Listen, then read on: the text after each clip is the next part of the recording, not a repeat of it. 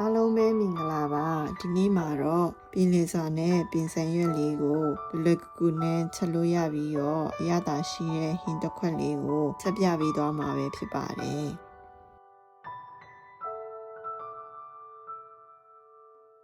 ပထမဆုံးငရုတ်တီနဲ့ကြက်သွန်ဖြူကိုစီတက်လိုက်ပါမယ်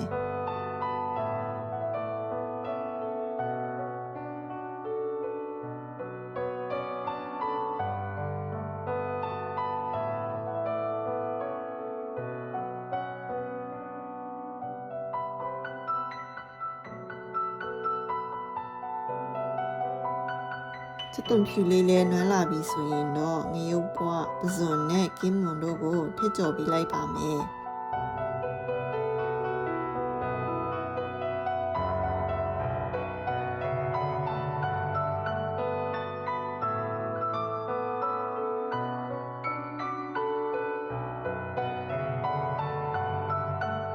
အရသာအတွက်ကတော့ပေးငံပြာရည်ခရူးစီနဲ့ငံပြာရည်တို့ကိုထည့်လိုက်ပါမယ်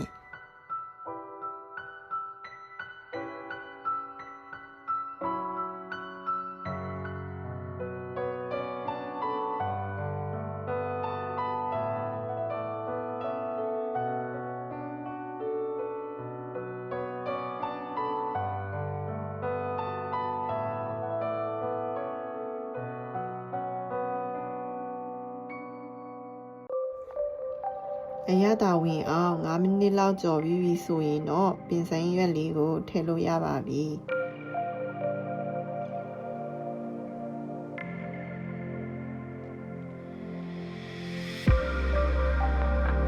ပြီးရင်တော့ပင်စံနဲ့တင်းလေးနဲ့အရွက်လေးလဲနွမ်းသွားအောင်9မိနစ်လောက်ကြော်ထားပေးလိုက်ပါမယ်